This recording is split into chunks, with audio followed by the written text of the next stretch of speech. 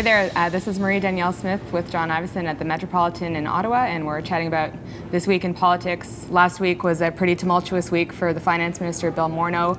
Do we think that the dust is settling at all on this conflict of interest story? I think the opposition are going to keep hammering the government on this. The feeling vaguely out there, I think people don't really understand the ins and outs of the story, but there's a vague feeling that the Finance Minister has acted hypocritically there. The opposition will keep going after this. The Liberals will be hoping that they can turn the page. That was as bad a week as they've had in 2 years. They will bring down the fiscal update. It's probably going to have some good news when it comes out on Tuesday.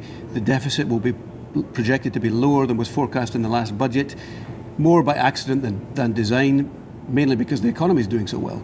So the Liberals will be hoping that this is a channel changer. The opposition will probably stay on the same channel. And we have to wonder whether that channel is going to cause Bill Morneau to have some second thoughts about being in politics. Right. I mean, what do you think? Does he stay? Does he go? I think maybe he doesn't run again in 2019. Imagine going through this circus every time your personal finances are brought up. Yeah, I mean, it's kind of a shame. I think we do want competent people in politics.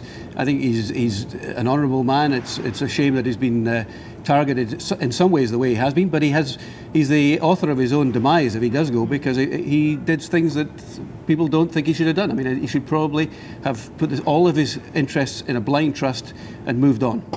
But, you know, the public has short memories when it comes to some of this stuff, so you wonder if people are just going to forget all about it and maybe everyone moves on after that economic update comes. Sure, we'll see.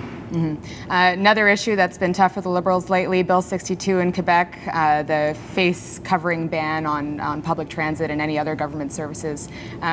Trudeau hasn't said very much about this compared to how vocal he was a couple of years ago. Right, well, he has said he doesn't think the federal government has a role in challenging this legislation, which is provincial legislation. Unlike what he said in the election campaign, where he thought the state should be protecting minorities and women's rights.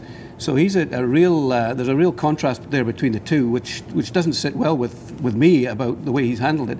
In contrast, Jagmeet Singh, the NDP leader, is saying more or less what Tom Mulcair said in the election, saying that the state should not be legislating what women wear.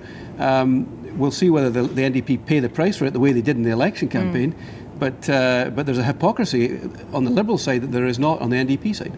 We hear a lot of people saying now that the courts in Quebec may overturn this. We'll have to see if Justin Trudeau advocates for that or not.